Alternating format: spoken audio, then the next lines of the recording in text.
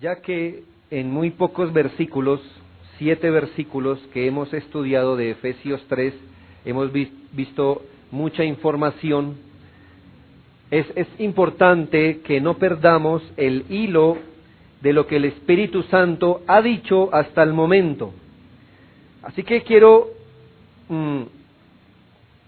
que repasemos brevemente la información más importante que hemos visto hasta hoy con respecto al capítulo 3. Después vamos a dar 2 implicaciones de esta información. Así que primero va la información. Hemos visto que Dios tiene un plan redentor eterno, que Él ha querido administrar sabiamente en la historia. ¿Sí? ¿Está claro eso? Hay un plan redentor eterno que el Señor lo ha querido administrar durante toda la historia, paso a paso. Bien, también hemos visto que este plan redentor tenía partes dispuestas para ser reveladas en momentos específicos, por los que en un momento no sabíamos, pero después el Señor las dio a conocer, que es lo que el apóstol Pablo llama un misterio, que sí estaba dentro del plan de Dios, pero que solo hasta un momento de la historia se dio a conocer plenamente. Vimos que ese plan que permanecía oculto fue revelado plenamente por el Espíritu Santo a los apóstoles. En la administración tiene un plan, lo está desarrollando, hay partes ocultas, pero ese plan redentor completo fue dado por el Espíritu a los apóstoles, lo que llamamos el fundamento apostólico. ¿En qué consistía ese misterio? Consistía en la inclusión de los gentiles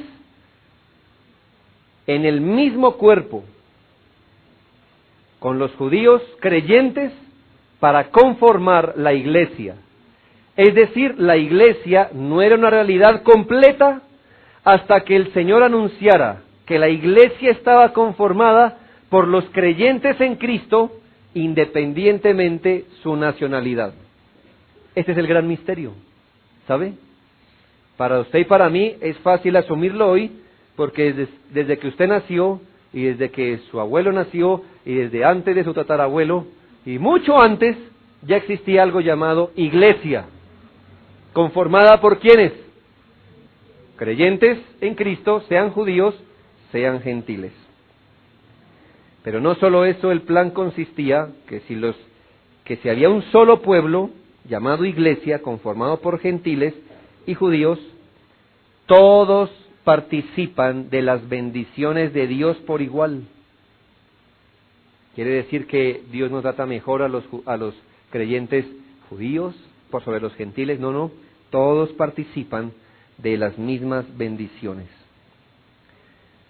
Vimos que Dios llamó y dotó a Pablo por su gracia para que principalmente fuera el apóstol quien anunciara este misterio entre los gentiles. No que los demás apóstoles nunca le hayan hablado a los gentiles, no. Ellos compartieron el evangelio a los gentiles, pero principalmente hablando, Pablo fue llamado y encomendado por gracia para anunciar este misterio entre los gentiles. Y otra vez, hermanos, y finalmente,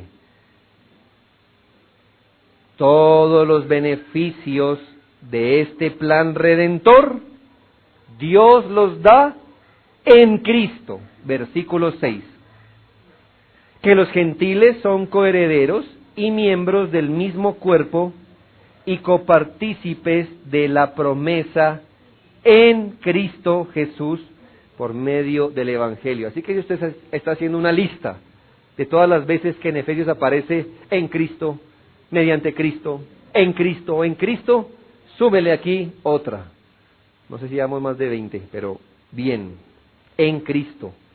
Dios solo beneficia a la gente en Cristo, solo da sus promesas salvadoras en Cristo, De tal manera que aquí ya no es importante su nacionalidad, sino ¿está en Cristo? No es, ¿está en el pueblo judío? ¿Está entre los gentiles? No. La pregunta fundamental es, ¿está en Cristo? Si está en Cristo, está en quien Dios bendice completamente las personas. Dos implicaciones de toda esta información. Dos implicaciones. Una, hasta aquí, hermanos, aprendemos que el plan redentor es un plan de gracia en todas sus partes. En todas sus partes. Miren, hermanos, es un plan de salvación por gracia. Es un plan donde quienes participan han sido llamados a participar por gracia, sean judíos o sean gentiles. Entonces piense, una salvación por gracia, los objetos son llamados por gracia, es un plan que Dios ha querido administrar en el tiempo por gracia, por su gracia. No porque los gentiles hayamos cumplido requisitos, entonces Dios dijo, no, como ellos los cumplieron, entonces ahora sí seguimos adelante. No, hermanos, todo el plan es administrado por gracia. Es un plan donde Dios ha querido usar instrumentos de su gracia. ¿Cómo los gentiles sabemos las buenas noticias?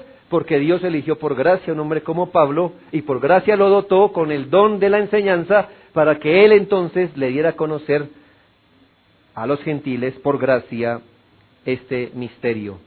Y es un plan que tiene como fin alabar la gloria de su gracia. De manera, hermanos, que esto que nos indica que ninguna parte del plan redentor de Dios se lleva a cabo teniendo en cuenta el tipo de personas que nosotros somos o hacemos.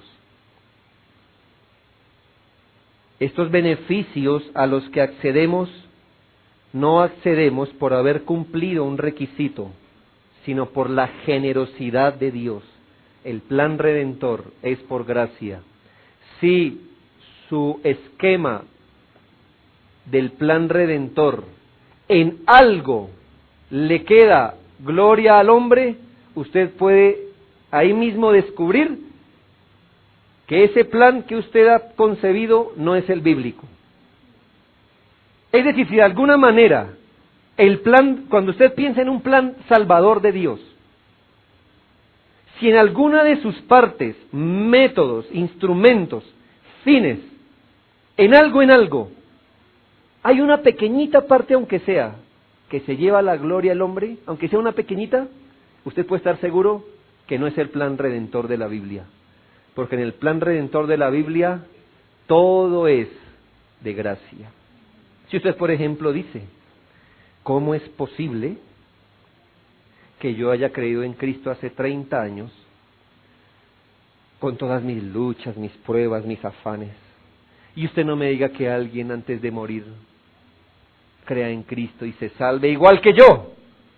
Si ese es su esquema de plan redentor, usted puede saber que su esquema es un esquema erróneo, no es bíblico. Si usted está tranquilo con que Dios salve gente como la salvó el ladrón en la cruz, y que usted que ha trabajado las 10 horas para recibir un denario, y otro trabajó una sola hora, no aguantó el sol, no aguantó el agua, y él recibe exactamente la misma paga, entonces, si su esquema de salvación es ese, usted dice, entonces es el bíblico, porque todo es por gracia. Ahora, hago una corrección, no estoy pensando en las personas que antes de morir repiten una oración, la oración de fe. Eso es distinto, hablo de creer en Cristo. Así que, hermanos, no sé en qué parte, si usted hubiera dicho, si su esquema de salvación dice, ¿de qué le hubiera servido toda la obra de Dios si yo no creo? Si en mi libre albedrío yo no hubiera elegido a Cristo, ¿de qué hubiera servido todo el plan redentor? Si eso es lo que piensa, usted puede determinar que su plan redentor, lo que ha interpretado, no es el bíblico. Pero si en cada milímetro del plan usted puede glorificar la gracia de Dios, entonces estamos hablando del plan bíblico. Segunda implicación. Hermanos, el Evangelio, según estos versículos, ha tenido que ser revelado. Y eso significa que si Dios no hubiera revelado el Evangelio, nosotros hoy estaríamos en la oscuridad de los planes de Dios. Ayer mirábamos, hermano, cómo de alguna manera el Evangelio se abrió brecha en nuestros países a trompicones, pero llegó. Ay, que nos llegó una luz muy tenue, pero llegó. Si Dios no hubiera querido esto, hermano, sencillamente hubiera ocultado su luz, como lo ha hecho, hermano, como lo hizo en la mayoría de culturas en el Antiguo Testamento. De manera, mis hermanos, que el saber que el Evangelio es revelado nos hace acercarnos al Evangelio con humildad.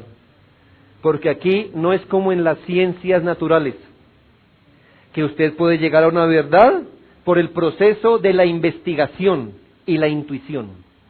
De tal forma, hermanos, que si por ahí hay un hombre en la humanidad que se puso a estudiar los árboles, entonces llegó a una conclusión cierta y hoy nos la explican, usted dice, qué bueno que hoy yo sé cómo funcionan los árboles, gracias a que un hombre investigó y siguió el proceso inductivo hasta que logró saber la verdad. Hermanos, nosotros no hemos recibido el Evangelio porque las mentes más brillantes en la iglesia hayan seguido el proceso hasta que descubrieron el Evangelio. No, hermanos. ¿Por qué hoy sabemos el Evangelio? Porque Dios corrió la cortina y lo dejó ver y levantó hombres como Pablo para que los gentiles pudiéramos saber que en Cristo podíamos ser beneficiados. ¿Y eso qué nos dice a nosotros los creyentes de convicciones reformadas, creyentes en las doctrinas de la gracia? Que ya reconocer que el Evangelio fue revelado nos llena de humildad, reconocer que usted y yo podemos entender las versiones más puras del Evangelio, también, hermanos, es porque el Señor ha querido correr más el velo en nuestro caso. Gloria a Dios por eso. Sí, hermanos, ya somos privilegiados con conocer el Evangelio, ¿no cree? Si hubiéramos conocido y muerto con una boronita de Evangelio, pues gloria a Dios. Pero al saber, hermano, que hemos tenido el privilegio de conocer la salvación mucho más especialmente que otros, nos llena de más humildad. Ahora, hermanos, quiero que sigamos adelante. Ese es mi repaso. Unos textos muy grandes, muy fuertes, lo que le he llamado el megaplan y el megapropósito. Y uso esas palabras, hermano, porque no sé más cómo representar las palabras del apóstol desde el versículo 8. De ahí en adelante, al menos, partiendo del versículo 8, el apóstol Pablo nos va a mostrar un megaplan, un megaproyecto. Hoy, gracias a Dios, esto nos ayuda a entender, hemos podido ver cómo en otros campos se hacen megaproyectos. No sé si a usted le encanta ver esos programas de televisión, los megaproyectos. Significa, hermanos, que no estamos hablando de hacer una casa ni un condominio. Son proyectos, hermano, por ejemplo, de superpuentes, unos puentes que atraviesan de ciudad a ciudad, que no sé cómo se para el último allá a pegar el tornillo en la parte, es increíble.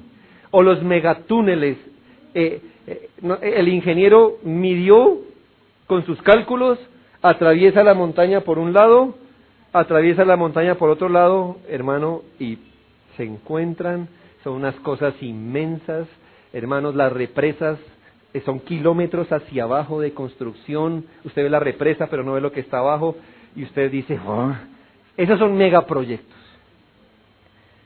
Hermanos, y el Señor quiere ver aquí, o nos quiere mostrar aquí, un megaproyecto. Y para hacerlo, el apóstol va a contrastarse de alguna manera. Él lo que quiere es resaltar el megaproyecto. Por eso empieza a decir de él, a mí, que soy el menos, es decir, yo estoy al otro lado del megaproyecto, porque yo soy el menos, que el más pequeño de todos los santos. ¿Sí ve cómo empieza él? Él lo que quiere es decir, yo soy tan pequeño solo para mostrar qué tan grande es el proyecto del Señor. Ahora, estas palabras, hermano, en boca de Pablo debemos creérselas.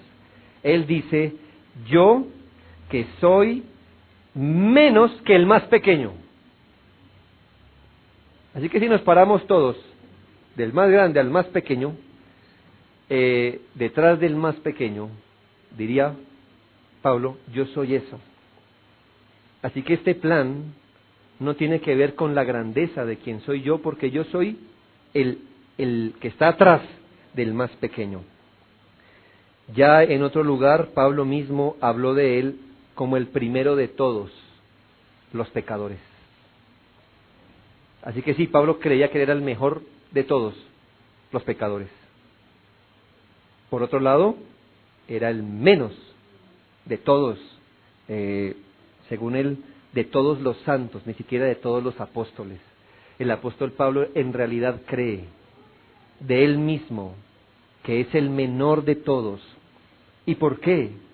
¿Por qué él diría eso? Yo creo que la respuesta la hallamos en esta expresión que él usa. Yo soy el más pequeño de los apóstoles. No soy digno de ser llamado apóstol porque yo perseguí a la iglesia de Dios. Eso está en 1 Corintios 15:9. Y más adelante diría, habiendo yo sido antes blasfemo, perseguidor e injuriador, mas fui recibido a misericordia porque lo hice por ignorancia en incredulidad. El apóstol Pablo no es esa persona que saca gala de su humildad, ¿sí? Él no está queriendo sacar pecho con su humildad, diciéndoles, hermanos, soy vuestro siervo, soy vuestro esclavo, lavaría vuestros pies, y usted no me saluda, me pongo bravo con usted, ¿cierto? Es una contradicción. Pero, hermano, el apóstol Pablo está diciendo, piense una cosa, yo soy el menos de todos. ¿Por qué? Porque, hermano, yo empeñé mi vida en destruir el misterio de Dios, que es la iglesia. Yo me empeñé, yo empuñé el arma para destruir el plan de Dios. Y el misterio que no había sido revelado, yo me empeciné en destruirlo. Así que yo soy el peor de todos. Ahora, yo que soy el menor de todos, se me dio la gracia de ¿qué? Versículo 8. De anunciar el megaproyecto. De anunciar entre los gentiles el evangelio de las inescrutables riquezas de Cristo. Mi hermano, el apóstol Pablo dice, fíjese, yo, quien soy, lo que soy, se me dio la gracia de anunciar entre los gentiles, y no solamente dice el evangelio, no. Mire cómo llama al evangelio, y es mi deseo, hermano, que usted hoy también lo considere así. Que para usted el evangelio no sea, ¿qué es el evangelio? Son las buenas nuevas.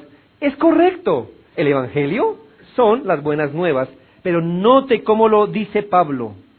El evangelio es decir, que tiene que ver con las inescrutables riquezas de Cristo. Hermano, aquí hay algo que yo le digo a usted. ¿A qué le va a creer? ¿A su observación? ¿A su percepción? ¿O a lo que dice la Escritura? ¿Por qué se lo digo? La verdad, hermanos, la verdad, con sus ojos. ¿Usted logra ver que el Evangelio consiste en inescrutables riquezas? La verdad, hermanos, la verdad. Usted diría, no. Bueno, pero ahora no sus ojos, no sus ojos, su alma.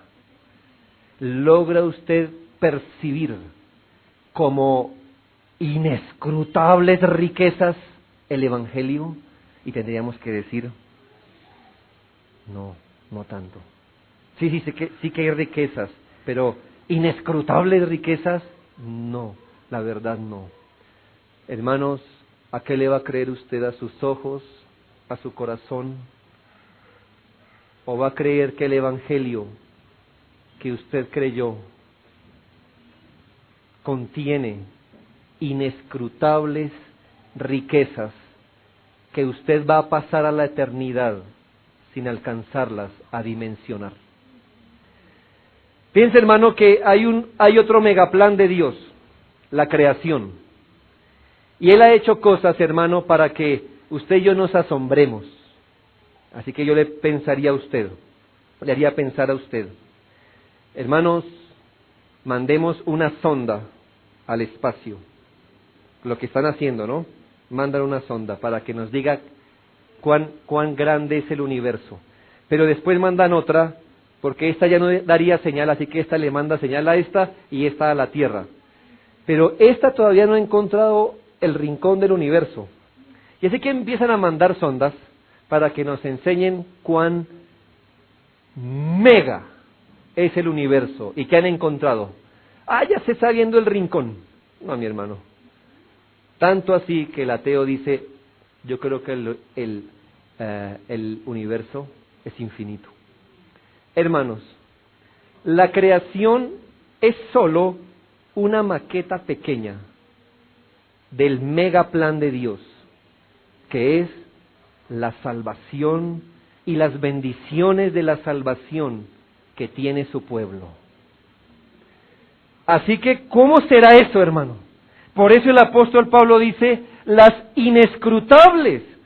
Usted, si hoy las empezara a recorrer, el apóstol Pablo le diría, le doy la eternidad, para que usted me muestre dónde termina los beneficios que usted tiene al estar en Cristo. Es más, le doy la eternidad, para que diga dónde acaba la riqueza que usted tiene al haber creído en el Evangelio. Por eso Pablo dice, y a mí, Dios me dio la gracia de anunciarles esto, hermanos, lo que tenemos en Cristo. Hermanos, la creación ni siquiera se puede comparar a las inescrutables riquezas del Evangelio de Cristo.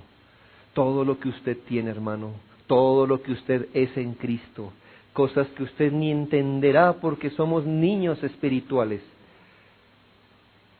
son las que tenemos hoy en Cristo. Ya hemos visto unas, hermano. La gracia de Dios sacándonos de nuestras miserias y transformándonos en hijos de Dios, todo el alcance que esa expresión tiene, siendo justificados delante de Dios, siendo perdonados del pecado completamente, restaurados a la comunión con Dios. El Señor nos ha dotado de fe, de dones, del conocimiento del Evangelio, guardándonos sin caídas irremediables, dándonos el don de la perseverancia. Y todo esto es simplemente una parte inicial de nuestras riquezas en Cristo. Por eso Él le llamó las inescrutables riquezas de Cristo. El megaplan, hermano, consistía en revelar a la iglesia lo que hay en Cristo Jesús. Dicen que poco conocimiento es peligroso en todas las áreas, ¿cierto? En todas las áreas, poco conocimiento es peligroso. No sé si usted se ha puesto a pensar, ¿y qué va a hacer el pastor el día que ya abarque todo lo que él tenga que hablar de Cristo? ¿No va a creer, hermano, que yo algún día lo hicimos por un tiempo, ¿no? Cristo murió para. Y yo he pensado, Y cuando acabe esta serie, ¿qué más de Cristo pudiera yo decir?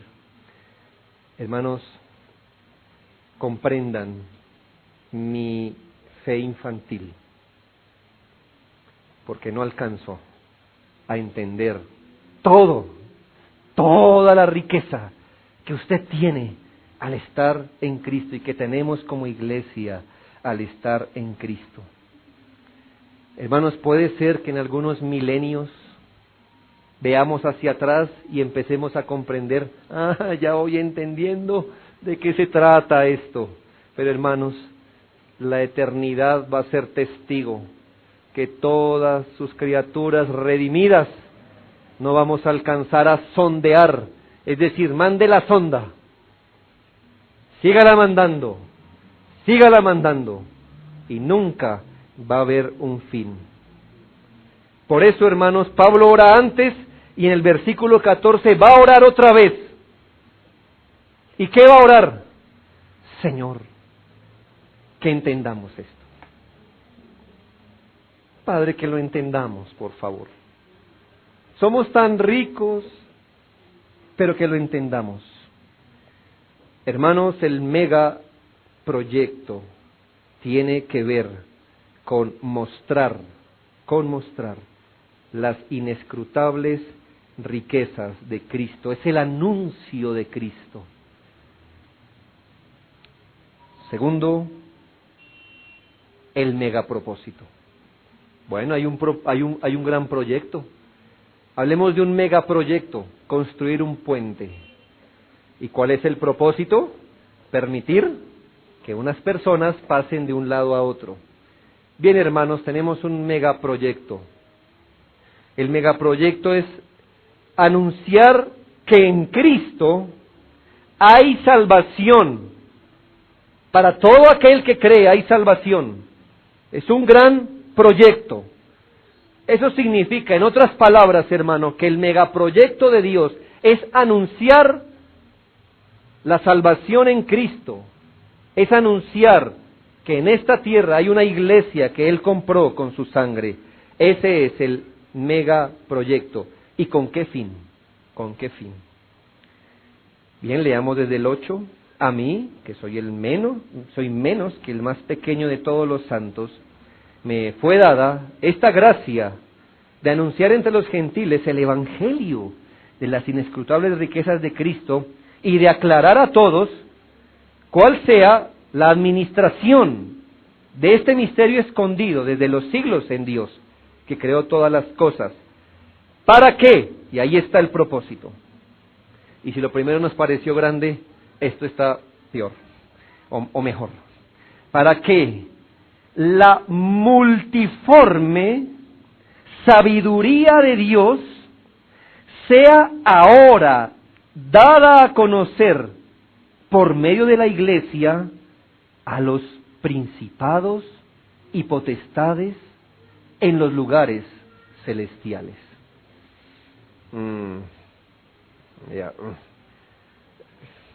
Otra vez. Es decir, que Dios tiene un plan. ¿Sí? ¿Cuál es su plan? Una iglesia. Conformar una iglesia de creyentes. Una iglesia santa, pura, donde Él venga a habitar. ¿Para qué? Para que esta iglesia sea el medio de dar a conocer la multiforme sabiduría de Dios. Por ahora quedémonos con eso. ¿Y eso qué quiere decir, hermanos? El Dios que estamos estudiando es un Dios tan lleno de gracia, bondad, pero en este texto se nos va a remarcar su sabiduría. ¿Cuánta sabiduría usted cree que está impresa en el plan redentor? Hagámoslo por vía de comparación. Miremos las religiones a nuestro alrededor. ¿No le parece que estas religiones son bien inteligentes? Por supuesto, se las voy a resumir todas, dramáticamente. tú te portas bien y recibes una recompensa. ¿Son así o no todas las religiones? Palabras más, palabras menos. Pórtate bien, es decir, haz lo que debes. Según su religión, hacer lo que uno debe tiene sus principios particulares. En una religión hacer lo que debe puede ser esto y lo otro, en otra religión hacer lo que debe puede ser esto y lo otro, en otra religión hacer lo que uno debe es esto y lo otro, pero finalmente si tú haces lo que debes, tendrás una recompensa. Y depende de la religión, es la recompensa. Vida eterna, un escalafón más de existencia, la reencarnación, bueno, lo que sea. ¿Me hago entender? Haces lo que debes, tienes una recompensa. Y algunos piensan que el cristianismo es eso, cuidado. El cristianismo consiste en que un Dios completamente santo, que no puede soportar el mal, quiere salvar a pecadores que nunca quieren hacer el bien. ¿Cómo hacerlo? Exhibiendo su gracia sin menoscabar su justicia. Es que si Él muestra misericordia al malo, bueno, bien por su gracia y su justicia, ¿no que ellos eran malos? ¿Y entonces qué haces con la maldad de ellos? No, viendo su maldad los tengo que castigar. Muy bien, bien por tu justicia. ¿No querías mostrar gracia? ¿Cómo se elabora un plan de salvación donde Dios muestre gracia y justicia al mismo tiempo? Él salva a pecadores y Él queda como un Dios santo y no manchó sus manos de pecado. ¿Cómo? ¿Cómo? Hermanos, muy bien, Cristo, la sabiduría de Dios. En Cristo, Él castiga los pecados de su pueblo y en Cristo les da de su gracia. Él mostró justicia y gracia al mismo tiempo. Dígame qué religión se parece a eso. ¿Alguno? Justificación, un sustituto, ¿algo parecido? No, hermano, búsquela, no la va a encontrar. Por eso dice, la iglesia tiene un megapropósito. Consiste en que la iglesia debe anunciar la multiforme sabiduría de Dios.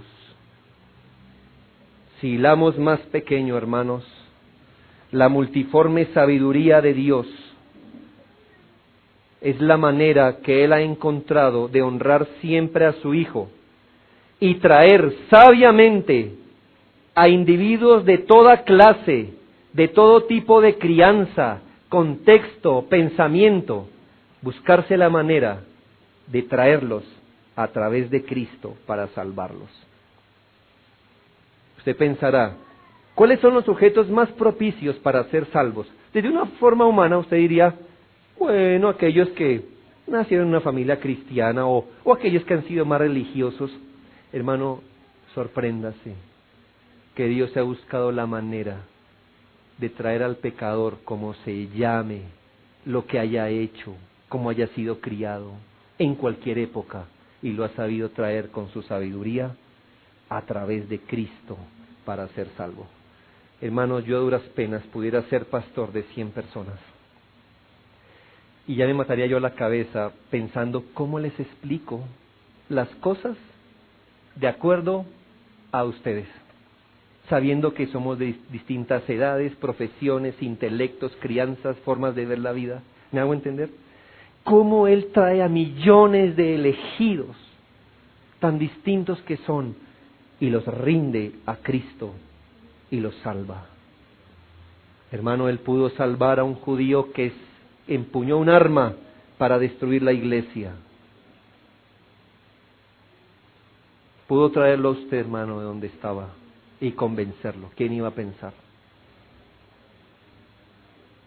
Hace algún tiempo conocí a un hombre que se declaró ateo en su adolescencia y marxista por convicción, y llegó a ser del secretariado de los grupos guerrilleros en el país.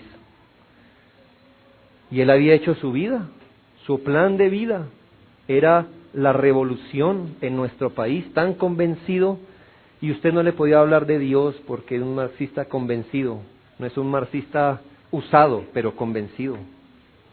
Usted no le podía hablar de Dios, ni de religión, ni de nada.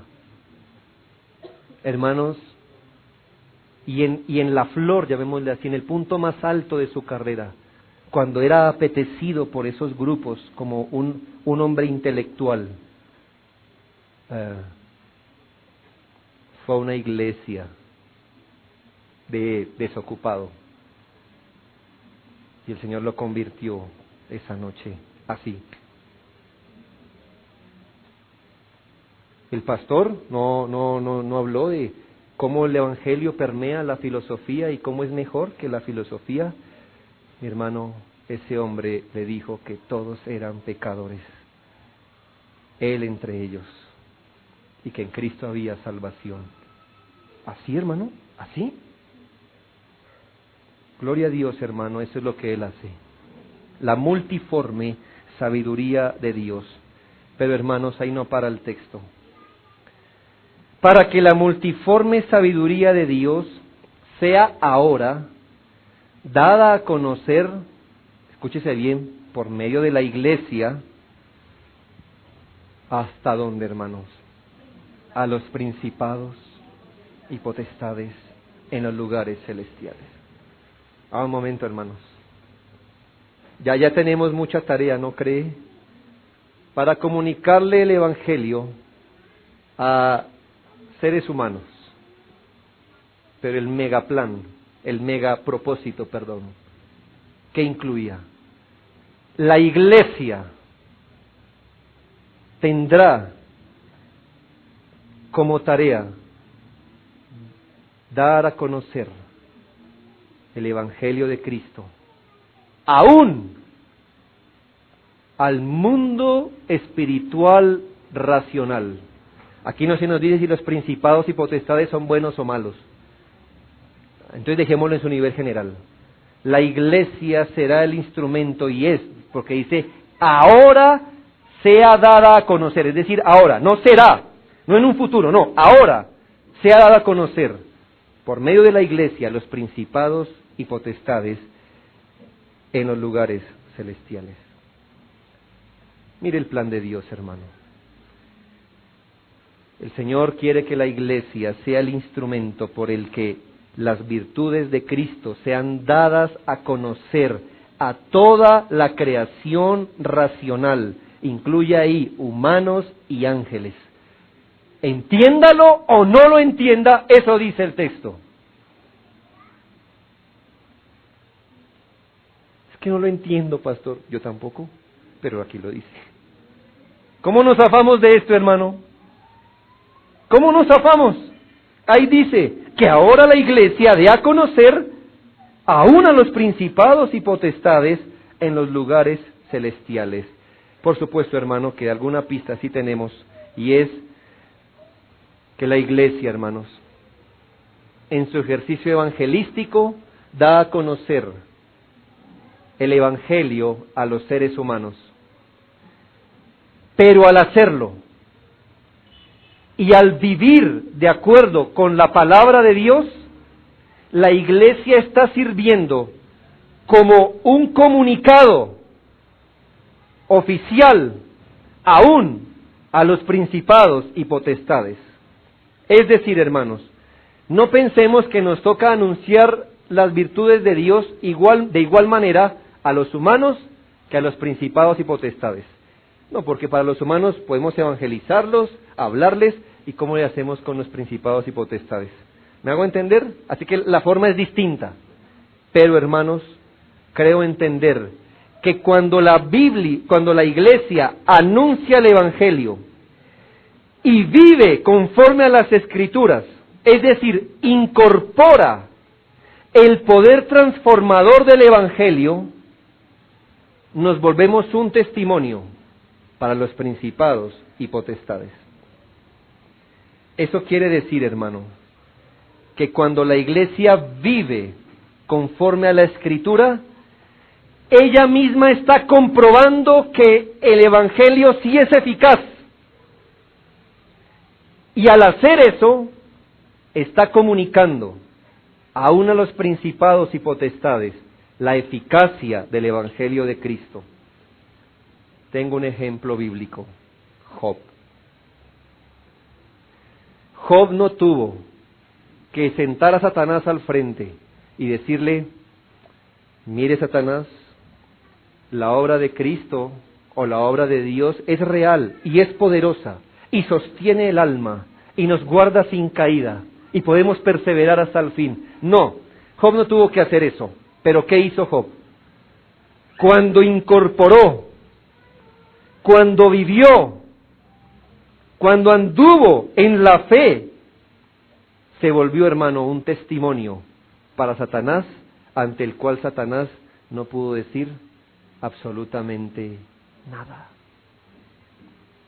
Crea usted, hermano, que los espíritus, sean ángeles o demonios, están anhelando ver si lo que dice el Evangelio es verdad. Si el Evangelio cambia corazones y reorienta la vida. Así que ellos nos miran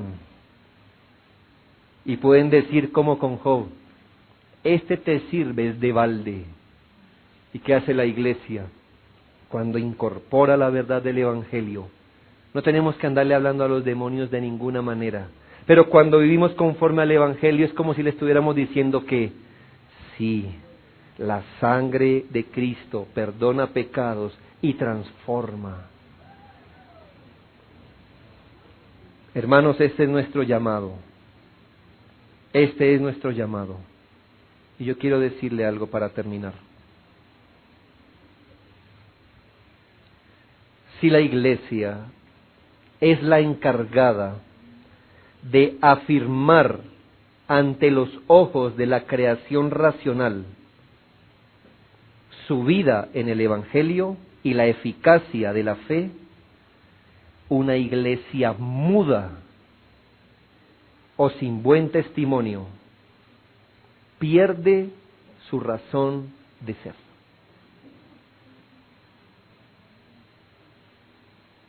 Yo le digo otra vez eso. Si la iglesia fue llamada por gracia y equipada por gracia, lo dice en Pedro, vosotros sois linaje escogido, real sacerdocio, nación santa, pueblo que Dios adquirió. ¿Para qué? Para que anunciéis las virtudes de aquel que nos llamó de las tinieblas a su luz. Lo que pasa es que ese anuncio, según Efesios, no solo es a los humanos, sino a principados y potestades. Si la iglesia tiene esa tarea, entonces una iglesia muda o una iglesia sin buen testimonio es una iglesia que perdió su razón de ser. No es más que un grupo de personas moralmente buenas haciendo lo correcto para que Dios les recompense. No somos más que eso. Somos un club. Somos un club de personas buena gente. ¿Por qué somos buena gente? Somos morales, pero no somos iglesia. La iglesia Dios la diseñó para que cumpliera el propósito de anunciar y de que su vida muestre que el Evangelio es real y es eficaz, realmente salva gente, realmente la transforma, realmente la orienta a Cristo, realmente la orienta a la cruz de Cristo. Eso es lo que es una iglesia, hermanos. Eso es lo que es la iglesia. El plan de Dios es la iglesia, porque el plan de Dios es la proclamación cósmica de su gloria. No se trata de nosotros, queridos hermanos, se trata de la exaltación de Cristo, su sabiduría, su riqueza insondable. ¿Es usted parte de la iglesia? ¿Qué tanto le pesa? esta comisión en su alma. Oremos.